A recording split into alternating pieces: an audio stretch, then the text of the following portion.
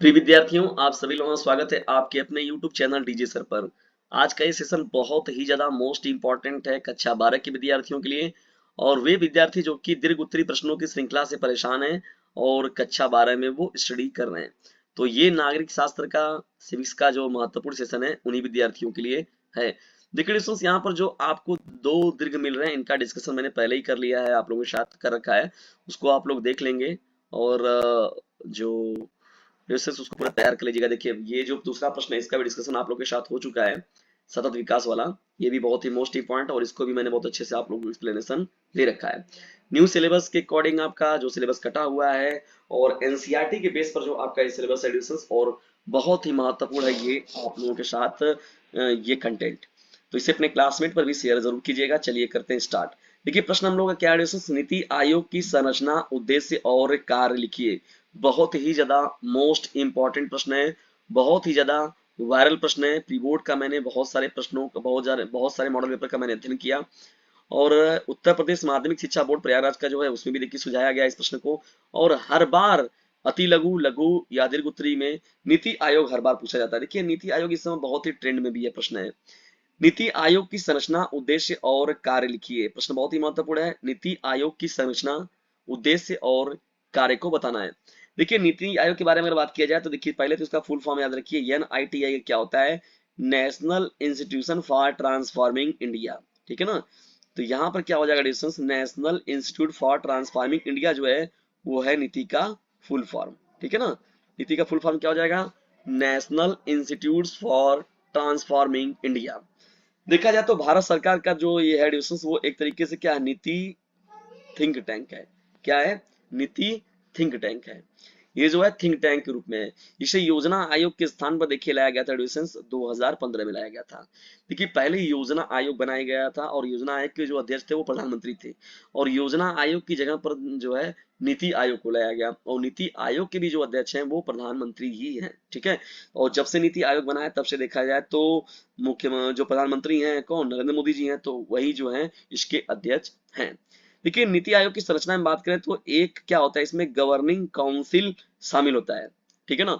Governing council जो शामिल होता है इसमें, और उसकी अध्यक्षता जो होता है वो भारत के कौन करेंगे? प्रधानमंत्री जी करेंगे। ठीक है ना? भारत के कौन करेंगे? प्रधानमंत्री जी।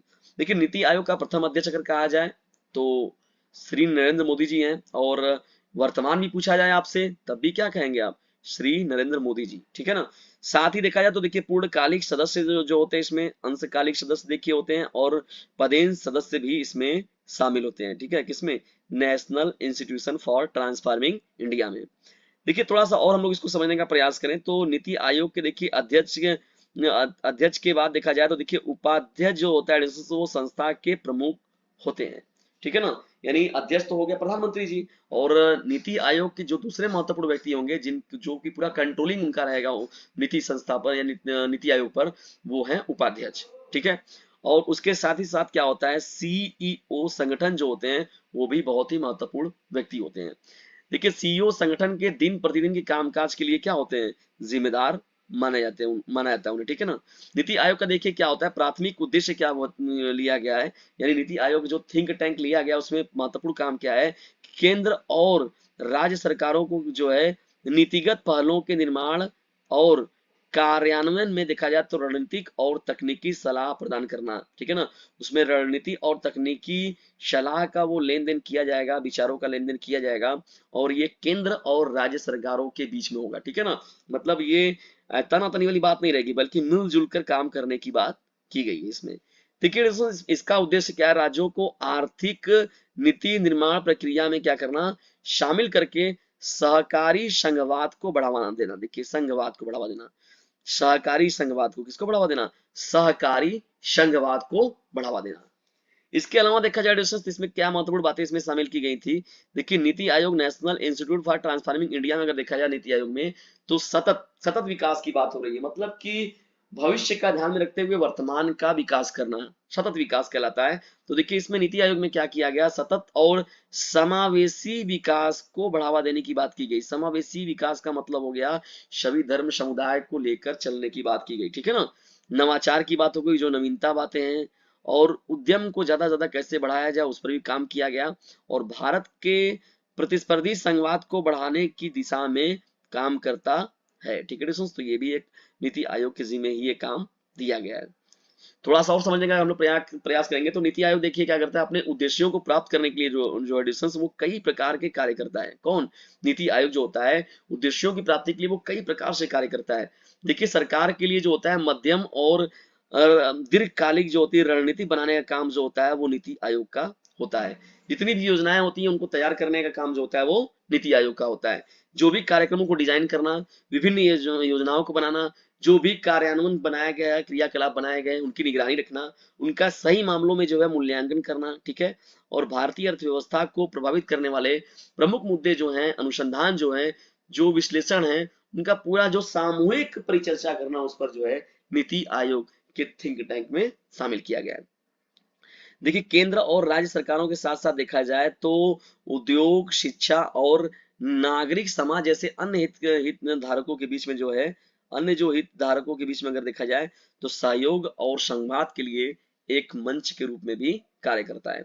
इसके अलावा देखा जाए तो जो नीति आयोग जो है वो राज्यों के बीच जो है सर्वोत्तम प्रथाओं के आदान प्रदान की सुविधा प्रदान करके और शासन के देखा जाए तो लिए नवीन दृष्टिकोण अपनाने को बढ़ावा देकर सहकारी संघवाद को भी एक मजबूत बल देने का काम जो होता है वो नीति आयोग का है। ठीक है ना, तो ये एक बहुत ही महत्वपूर्ण यानी केंद्र सरकार और राज्य सरकार को जोड़ने की एक तरीके से कड़ी का काम जो है कौन करता है, वो करता है नीति आयोग। ठीक है ना, देखिए राष्ट्रीय स्तर पर देखा जाए विकास की बात हो गई, चाहे राज्य स्तर पर हो गया प्रगति की बात हो गई, तो उसके विकास लक्ष्यों की बात हो गई, सतत विकास लक्ष्यों की बात हो गई, तो इनका जो सामूहिक जो बोलबाला है, जो उनका संकेतक है, जो विकास के लिए मुख्य रूप से जो मंच प्रदान करता है उसको हम लोग क्या बोलते हैं, नीति आयोग कहते हैं। ठीक है, ठीक है, इस पैरा को चेंज कर दीजिएगा आप लोग, 4 लाइन लिखने के बाद जो पैरा चेंज कर लिया, आप हेडिंग बना के भी लिख सकते हैं। जो मैंने एक्सप्लेनेशन आपको मैं दे दे रहा हूँ, अपने हिसाब से इसको अच्छे से सजाकर और बेहतर लिख सकते हैं। संक्षेप में देखा जाए तो देखिए नीति आयोग जो एडिशंस भारत के नीति निर्माण के परिदृश्य में जो है प्रमुख संस्थान के रूप में कार्य करता है, बहुत ही महत्वपूर्ण योगदान करता है, जिसका देखिए लक्ष्य जो है वो संघवाद और नवाचार को बढ़ावा देते हुए जो है सतत और समावेशी विकास को बढ़ावा देना है। किसको? सतत और समावेशी। देखिए दो बातों का यहाँ पर याद रखिए, बार बार मैं कह रहा हूँ सतत विकास की बात हो रही है और समावेशी विकास की बात हो रही है। ठीक है ना, इसकी संरचना, उद्देश्य और कार्य जो है रणनीतियां बनाई जाती हैं वो नीति निर्माण और सहयोगात्मक शासन को चलाने के लिए सुविधा के लिए जो है डिजाइन किए जाते हैं या बनाए गए हैं। ठीक है दोस्तों, तो इस तरीके से जो नीति आयोग है अपना कार्य करता है। ठीक है, महत्वपूर्ण प्रश्न था ये आप लोगों का। चलिए बढ़ते हैं नेक्स्ट प्रश्न। क्यों? ये प्रश्न जो है ये भी बहुत ही मोस्ट इंपॉर्टेंट है, फटाफट से अपने क्लासमेट पर शेयर करिए। अभी बहुत सारे जो है मोस्ट इंपॉर्टेंट प्रश्नों की श्रृंखला आप लोग के लिए सिल्क्स की बहुत सारी बाकी भी है और लगभग 100+ वीडियोस आप लोग के लिए ऑलरेडी उपलब्ध हैं डीजे सर चैनल पर। जब आप देखेंगे तो उन सबको देख लीजिए और एक भी जो कंटेंट है उसमें छोड़िएगा नहीं उनको, और जबरदस्त तरीके से सभी को तैयार करके जाइएगा अपने बोर्ड एग्जामिनेशन में, और कर दीजिएगा इसे अपने क्लासमेट पर शेयर, क्योंकि बोर्ड एग्जामिनेशन है आप सभी लोगों के नियर। देखिए स्वतंत्रता के बाद बहुत ही महत्वपूर्ण प्रश्न है, लोकतंत्र की स्थापना में भारत को किन चुनौतियों का सामना करना पड़ा? बहुत ही पॉपुलर प्रश्न है, बहुत ही पॉपुलर प्रश्न है, बहुत ही पॉपुलर। देखिए स्वतंत्रता के बाद लोकतंत्र की स्थापना में भारत को किन चुनौतियों का सामना करना पड़ा? बहुत ही ज्यादा मोस्ट इंपॉर्टेंट प्रश्न है ये, बहुत ही ज्यादा। ठीक है ना, कैसे इंपॉर्टेंट है चलिए इसके बारे में हम लोग बात करते हैं। देखिए 1947 में जब ब्रिटिश औपनिवेशिक शासन से स्वतंत्रता प्राप्त हुई, ठीक है ना, प्राप्त करने के बाद जो हुआ तो भारत को एक कार्यशील लोकतंत्र स्थापित करने में कई चुनौतियों का सामना करना पड़ा। ठीक है ना, पहले तो बात ये हुआ की 15 अगस्त 1947 को जो हम लोग को आजादी मिली, तो यहाँ पर देखिए जो 14 अगस्त को जो पाकिस्तान और साथ ही साथ जो बांग्लादेश, यानी जिन्हें पूर्वी पाकिस्तान और पश्चिमी पाकिस्तान का नाम दिया गया था, ये दो भागों में अलग अलग इनको दे दिया गया। ठीक, तो ये एक बहुत बड़ा डिसीजन था। ठीक है, बहुत ही महत्वपूर्ण डिसीजन था, बहुत बड़ा डिसीजन था ये, और चुनौतियां बहुत बड़े पैमाने पर आई थी हम लोग के यहाँ। देखिए क्या उस समय प्राकृतिक थोड़ी आपदाएं भी थी, चीजें देखने को मिली, थोड़ा डमाडोल हुई, और बाहरी लोग जो यहाँ के लोग थे वो वहां नहीं गए, लेकिन वहां के लोग यहाँ बहुत बड़े पैमाने पर लोग आए, तो चीजें ऐसे यहाँ पर और भी बड़े पैमाने पर जो चुनौतियां गंभीर होती गई, शरणार्थी बड़े पैमाने पर यहाँ पर देखने को मिले, ठीक है ना डिस्टेंस। तो प्राथमिक चुनौतियों में देखा जाए तो एक जो था देश की विशाल और विविध आबादी थी, ठीक है डिस्टेंस। तो ये भी जो है बहुत ही बड़ी चुनौती थी, प्राथमिक चुनौती के रूप में यही बात थी कि इतना बड़ा विशाल देश और इतनी घनी आबादी वाला देश जो था, और व्यवस्थाएं जब सही नहीं है, उतनी व्यवस्थाएं अवेलेबल नहीं है, तो जाहिर सी बात है, स्वाभाविक है, समस्याएं देखो मिलेंगी। और देखिए ये केवल आबादी की बात नहीं हो रही है, जब कई समुदाय के लोग, कई धर्म के लोग, कई जगहों से लोग जब शरणार्थी के रूप में आते हैं, तो उनकी देखिए भाषाई विभिन्नता देखने को मिलती है, उनकी सांस्कृतिक विभिन्नता देखने को मिलती है, उनका धार्मिक जो पृष्ठभूमि होता है वो अलग अलग होता है, तो ये चीजें देखने को मिलती हैं। यानी उनका भाषा भी अलग रहेगा, सांस्कृतिक उनका जो पहनावा ओढ़ावा रहन सहन होगा वो भी अलग रहेगा, और साथ ही साथ जो उनकी धार्मिक पृष्ठभूमि होगी वो भी अलग होगी। इस विविधता देखिए देखिए विविधता वाला देश होता है ना, हम लोग बात करते हैं ना, हम लोग का जो देश भारतवर्ष है विविधता वाला देश है ना, अनेकता में एकता की बात होती है। तो विविधता ने क्या किया डिस्टेंस, एकीकृत जो राष्ट्रीय पहचान और शासन संरचना बनाना जो था वो कठिन बना दिया, कि अब करा तो जाए तो क्या किया जाए जो सभी नागरिकों की जरूरतों और आकांक्षाओं को समायोजित कर सके। मतलब ऐसी व्यवस्था बनाई जाए, क्या ऐसा किया जाए जिसमें कि सभी को सामूहिक रूप से सम्मिलित किया जा सके, कि किसी को किसी चीजों के लिए जो है बुरा ना लगे, या किसी पर कोई जो है मतलब किसी पर कोई चीज थोपी ना जाए, ठीक है ना, उसको करने के लिए वो बाध्य ना हो, बल्कि वो स्वतः उसके लिए तैयार रहे। देखिए एक अन्य महत्वपूर्ण चुनौती देखा जाए तो देश में व्याप्त जो था व्यापक गरीबी और अशिक्षा थी। देखिए डिस्टेंस, गरीबी और अशिक्षा ये भी महत्वपूर्ण कारण था। भाई जाहिर सी बात है, जब अंग्रेज गए वहां पर तो चीजें व्यवस्थाएं, तो अब हम लोग को अपने तरीके से अपनी व्यवस्थाओं को बनाना था। तो गरीबी यहाँ पर तो थी ही, बड़े हो चुकी थी, क्योंकि लूटने वाले लूट खसोट के जा चुके थे। और अशिक्षा, शिक्षा का स्तर जो था, खास तौर पर देखा जाए तो महिला सशक्तिकरण की बात हो रही है, और महिला शिक्षा को तो और भी ज्यादा दबाया जा रहा था, ठीक है। तो अधिकांश देखिए जो आबादी थी वो ग्रामीण इलाकों में रहती थी, ठीक है, इसलिए विविध था। देखिए तो बुनियादी जो व्यवस्थाएं थी उनको उपलब्ध नहीं हो पाती थी, शिक्षा और बुनियादी सुविधाएं तक सीमित जो था, पहुंच के साथ साथ कृषि में लगी हुई थी, ठीक है ना। ज्यादातर लोग वो खेती वाली बात, प्रारंभिक चीजों में वो अपने कार्यों को अंजाम दे रहे थे। इसने क्या किया, राजनीतिक जागरूकता को उत्पन्न किया, और साथ ही साथ भागीदारी के साथ साथ जो था डिस्टेंस, सभी नागरिकों के लिए जो था लोकतांत्रिक प्रक्रिया में देखा जाए तो शामिल होने के लिए समान अवसर बनाने की चुनौती पेश किया गया, ठीक है। तो ये एक महत्वपूर्ण कदम था डिस्टेंस, बहुत सारी चुनौतियों का सामना करते हुए भारत जो है आज इस मुकाम पर पहुंचा हुआ है। तो इसके अलावा देखा जाए इसमें, देखिए भारतीय उपमहाद्वीप में अगर जो है, भारतीय उपमहाद्वीप के देखा जाए तो भारत और पाकिस्तान में विभाजन कारण जो है सांप्रदायिक हिंसा हुई। देखिए ये बहुत महत्वपूर्ण कारण है। जब गदर वाली मूवी आप देखेंगे, देखिए अब तो गदर 2 भी आई थी, तो गदर मूवी जो था डिस्टेंस, वो देखा जाए तो वही विभाजन के समय की लड़ाई का ही दिखाया गया है जबरदस्त तरीके से उसमें, ठीक है ना। तो भारत और पाकिस्तान में विभाजन काल जो हुआ था, बहुत बड़े पैमाने पर जो था वो सांप्रदायिक हिंसा हुआ था, और लाखों लोग जो थे वो इसमें विस्थापित हुए थे, और लोगों ने अपने जान गंवाए थे, प्राण गंवाए थे, कितनों ने कितनों को अपनों को खोया था, ठीक है।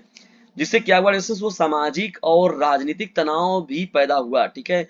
और सामाजिक और राजनीतिक तनाव को अब कैसे बनाया जाए, कैसे उसका गठन किया जाए, नव गठन किया जाए, और लोकतांत्रिक सरकार की स्थिरता को बनाना जो था, बनाना, स्थिर बनाना, उसको बहुत बड़ा खतरा ये उत्पन्न हो गया कि भैया इन लोकतांत्रिक सरकार की जो स्थिरता है ये कैसे बनी रहेगी, ठीक है। और विविध समुदायों को देखा जाए तो एक राष्ट्र राज्य में जो है प्रबंधित और एकत्रित करने का मुद्दा जो था, भारतीय नेतृत्व के लिए एक महत्वपूर्ण चुनौती थी। किसके लिए थी, भारतीय नेतृत्व के लिए जो बहुत बड़ी चुनौती थी। एक राष्ट्र राज्य में मतलब राष्ट्र और संघ बनाना, यानी सभी कई राज्य तो सम्मिलित ही नहीं होना चाह रहे थे, उसमें भी जो देसी रियासतें थी उनका अपना अलग नाटक था। तो मतलब बहुत प्रकार की जो समस्याएं थी। इसके अतिरिक्त देखा जाए तो देखिए औपनिवेशिक शासन की विरासत ने एक नौकरशाही और प्रशासनिक प्रणाली को पीछे छोड़ दिया, जो एक लोकतांत्रिक राष्ट्र की जटिलता को प्रतिबंधित करने के लिए जो था अपर्याप्त थी। प्रभावी शासन देखा जाए, कानून का शासन देखा जाए, और लोकतांत्रिक सिद्धांतों कायम रखने वाली जो संस्थाएं थी, वो उनकी स्थापना करना भी जो था एक बहुत कठिन काम था, कि इतना व्यापक पैमाने पर कैसे ये कार्य किया जाए। लेकिन इन चुनौतियों के बावजूद जो था भारत जो था वो उभर कर आया, और उसने सार्वभौमिक जो था वयस्क मताधिकार का सहारा लिया गया, और संघीय व्यवस्था बनाई गई, संघीय ढांचे को लाया गया, और देखिए बड़ी संघर्षों के बाद जो था हम लोग का जो संविधान सभा के द्वारा जो संविधान का निर्माण किया गया, ये एक महत्वपूर्ण कदम था। ठीक है ना, भारतीय संविधान का इंडियन कॉन्स्टिट्यूशन बनाया गया। एक संविधान पर आधारित जो है एक लोकतांत्रिक प्रणाली स्थापित करने में जो कामयाब रहा, जो अपने नागरिकों को मौलिक अधिकारों की गारंटी देता है। पिछले कुछ वर्षों में देखा है तो भारत ने इनमें से कई चुनौतियों से निपटने के लिए महत्वपूर्ण प्रगति भी की है। और हालांकि देखिए कुछ मामले हैं जिसमें भी हम लोग जो है बहुत पीछे हैं। जैसे कहा गया कि अभी हम लोग यहाँ पर जो है अभी गरीबी में से जूझ रहे हैं, भ्रष्टाचार से जूझ रहे हैं, सामाजिक असमानताओं को भी देखने को मिल रहा है, बड़े पैमाने पर ये चीजें का सामना करना पड़ रहा है। और मुद्दे जो है ये मजबूत और समावेशी लोकतंत्र की पूर्ण प्राप्ति में जो है बहुत बड़ी बाधा के रूप में है। निष्कर्षतः अगर देखा जाए तो स्वतंत्रता के बाद जो एडिशंस लोकतंत्र की स्थापना की दिशा में देखा जाए तो भारत की यात्रा को विविधता का सामना करना पड़ा, गरीबी का सामना करना पड़ा, सांप्रदायिक तनावों का सामना करना पड़ा और साथ ही साथ प्रशासनिक बाधाओं का भी करना पड़ा। जो बहुत सारी ऐसी जो थी चुनौतियां थी जिनका भारत ने डट कर सामना किया। ठीक है दोस्तों, और देश ने इन चुनौतियों पर काबू पाने में महत्वपूर्ण प्रगति भी की, लेकिन लोकतांत्रिक संस्थाओं को मजबूत करने और समावेशी शासन सुनिश्चित करने का कार्य प्रगति पर है। तो डियर फ्रेंड्स, इस तरीके से जो हम लोग का जो भारतवर्ष है अभी भी जो है प्रगति पर अग्रसर है। तो ये बहुत ही महत्वपूर्ण प्रश्न था, स्वतंत्रता के बाद भारत की लोकतंत्र की स्थापना में भारत को किन चुनौतियों का सामना करना पड़ा। बहुत ही पॉपुलर प्रश्न था। और ये जो प्रश्न था नीति आयोग की संरचना और उद्देश्य कार्यप्रणाली, तो ये भी बहुत ही मोस्ट इंपॉर्टेंट प्रश्न था। और जो ये प्रश्नों का डिस्कशन मैंने पहले ही आप लोग के साथ कर रखा है, ये भी प्रश्न बहुत इंपॉर्टेंट है। सतत विकास क्या है, इसे कैसे हासिल किया जा सकता है, ये प्रश्न भी बहुत इंपॉर्टेंट था। और साथ ही साथ ये जो प्रश्न आप लोग को दिख रहा है, भारत की सुरक्षा नीति के 4 प्रमुख घटक कौन है जिनके आधार पर भारत की सुरक्षा रणनीति बनाई गई है, यह घटक क्या है, ये प्रश्न भी जो है बहुत ही ज्यादा मोस्ट इंपॉर्टेंट है। तो डिस्टेंस से अपने क्लासमेट पर शेयर जरूर कीजिएगा। बहुत उम्मीद है आप सभी लोगों से, आप लोग जो है इसे अपने क्लासमेट पर शेयर जरूर करेंगे।